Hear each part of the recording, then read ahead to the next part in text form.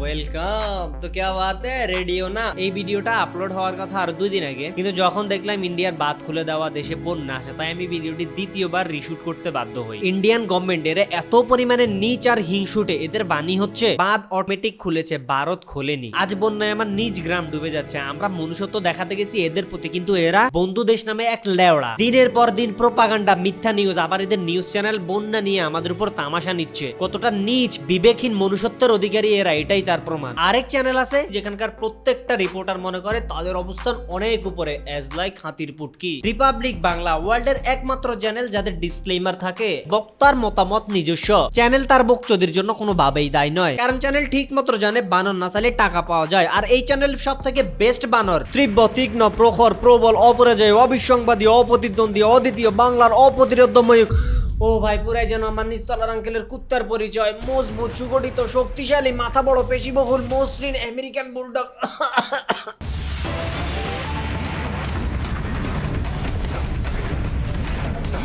এটা একমাত্র ইন্ডিয়াতেই সম্ভব। সিরিয়ালের মিউজিক দিয়ে নিউজ শুরু হচ্ছে, এরা তো অলরেডি জোকার সেজে বসে আছে। এদের উপর জোকস মারতে এখন আমার নিজেরই লজ্জা করতেছে। আবারও বলছি, এটা ছাত্র আন্দোলন নয়, এটা স্বাধীনতা আন্দোলন নয়, এটা বিপ্লব নয়। সার্থক মনে হচ্ছে। এমন স্বাধীনতা আনলাম, পাশের দেশের মানুষের ঘুম হারাম হয়ে গেছে। আজ রাতে ঘুম হয় কি করে দেখাবো। আজকে জামাতিদের ঘুম ওড়াবো। মৌলবাদীরা আজ ঘুমাতে পারবে না আগামী 1 ঘন্টা। সবই বুঝলাম, কিন্তু আমার কোশ্চেন 3টা। তোমার ঘাড় কই? তোমার ঘাড় কই? তোমার ঘাড় কই? 3 সেকেন্ডের মধ্যে 3 বার এই প্রশ্নটা করলাম, উত্তর আশা করছি আগামী 5 সেকেন্ডের মধ্যে হোক। এমন মনে হচ্ছে দুই কাদের মাঝখানে ঘাড় ছাড়া এক কল্লাওয়ালা পুতুল পুতুল নাচতেছে আর আমরা এনজয় করতেছি। এর মূর্তি ভাঙছে সেনাবাহিনী, ভয়ঙ্কর। উত্তেজিত জনতাকে শান্ত করতে মূর্তিতে আঘাত করছে। কোথায় গুলি মারবে? গুজব ছড়ানো কেউ এদের থেকে শিখো। এমন মনে হচ্ছে বাংলাদেশে বসে মুততেছি আমি, আর ইন্ডিয়ায় বসে আমার মধ্যে কালার বলে দিচ্ছে ময়ূক রঞ্জন। এমন তীক্ষ্ণ ময়ূক। হাতে শেখ হাসিনার শাড়ি, শেখ হাসিনার ব্লাউজ, শেখ হাসিনার অন্তর্বাস। শেখ হাসিনা নিজে না নিজের যত অপমান করছে, এই লোক সাপোর্টার নামে এর থেকে বেশি অপমান করে যাচ্ছে। তাও কিভাবে? ফুল ফ্রেমে দেখাই। পাকিস্তানের দালালি করছেন, আফগানিস্তানের দালালি করছেন। আপনাদের বলছি এই মুহূর্তে বাংলাদেশ নিয়ে এই লোকটার কত চিন্তা, চুল ছেঁড়া বিশ্লেষণ। কষ্ট হচ্ছে বাবুরা। নিউজের এডিট দেখছো, যৌন ওষুধ বিক্রির বিজ্ঞাপন, যার মাঝখানে দাঁড়িয়ে আছে এক লান্ড। সনাতনীদের সম্পত্তি লুটের চক, পেছন থেকে কলকাটি নাড়ছে কে? আগে ইন্ডিয়া নাড়াইতো, আলহামদুলিল্লাহ এখন আর সেই সুযোগ নেই। হুদাই কি তোমরা লাফাচ্ছ?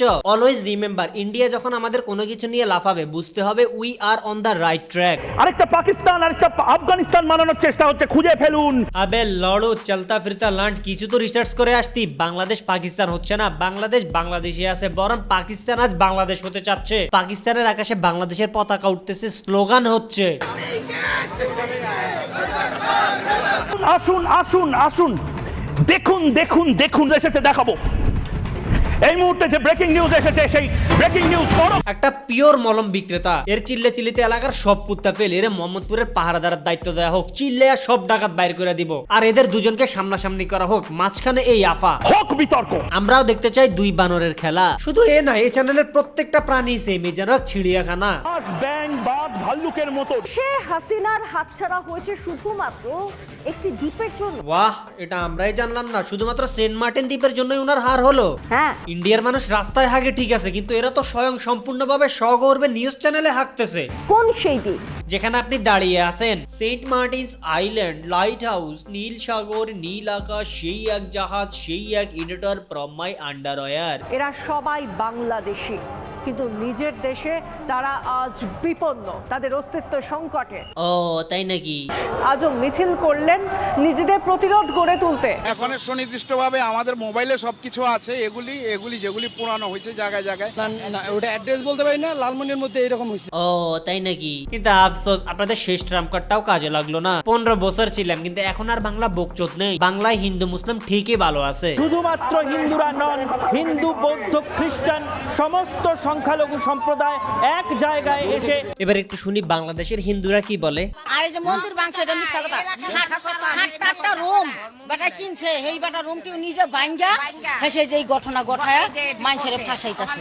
এইবার বুঝছেন ইন্ডিয়ার দাদারা। আর আপনারা কেন এত লাফাচ্ছেন? মালদ্বীপ হাতছাড়া হলো, শ্রীলঙ্কা হাতছাড়া হলো, পাকিস্তান চীন তো আগে থেকেই, এখন বাংলাদেশও মনে হচ্ছে সব প্রতিবেশী দেশের মাঝখানে একটা গোবরের থুপ। মাথায় কাঁঠাল বেগে খাওয়ার দিন শেষ, ইলিশে শেষ, তো এরা লাফাবে না তো কে লাফাবে? ওখানে আমাদের কোনো ঘর বাড়ি কোনো ব্যবসা প্রতিষ্ঠান কিছু নেই, তা ওই দেশ এখন জামাতের হাতে। এসব প্রপাগান্ডা ছড়ানোর জন্য যথেষ্ট টাকার প্রয়োজন হয়, আর এসব অ্যাক্টিং এর জন্য প্রচুর পারিশ্রমিকও দিতে হয়, কিন্তু এরা এত টাকা।